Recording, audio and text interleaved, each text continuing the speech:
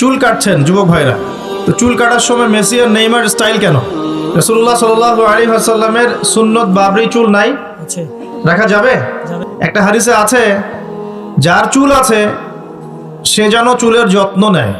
যার চুল আছে কি করে? সে যেন চুলের যত্ন নেয়। চুল চলে গেলে তো আর যত্ন নেওয়া যাবে?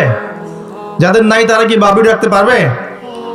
যাদের আছে সুন্নত বাবরি রাখা যাবে না ইনশাল্লাহ? আচ্ছা, সব সময় এটা বাধ্যতামূলক নয় আপনার জন্য, কিন্তু যদি সুযোগ থাকে আপনি রাখতে পারেন। ওই সুন্নত না রেখে যদি আপনি এখন তেলাপোকা ছাট দেন তাহলে তো সমস্যা। তেলাপোকা ছাট কি? হাদিসে একটা শব্দ আছে, কুজা করা। এটা মানে কি? মাঝখানে চুল থাকে এইভাবে লম্বা আর দুই পাশ ফাঁকা। চুলের স্বাস্থ্য এই চুল কাটাটাকে হাদিসে নিষেধ করা হয়েছে। এটা কি জানতেন? আপনারা জানেন না, আমি জানি। এভাবে চুল কাটাটাকে হাদিসে কি করা হয়েছে? নিষেধ করা হয়েছে। আর রাসূলুল্লাহ সাল্লাল্লাহু আলাইহি ওয়াসাল্লাম সবসময় একটা কথা বলতেন যে তোমরা ইহুদি খ্রিস্টানদের বিরোধিতা করবে।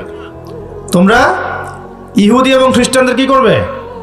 বিরোধিতা করবে। তারা দাড়ি কেটে ফেলে, তোমরা দাড়ি ছেড়ে দিবে। মুশরিকরা দাড়ি ছেটে ফেলে, তোমরা দাড়ি ছেড়ে দিবে। আর তারা গোফ লম্বা করে, তোমরা গোফ ছেটে ফেলবে। সবসময় আমাদেরকে উৎসাহিত করা হয়েছে বিধর্মীদের সংস্কৃতির বিপরীত করার জন্য।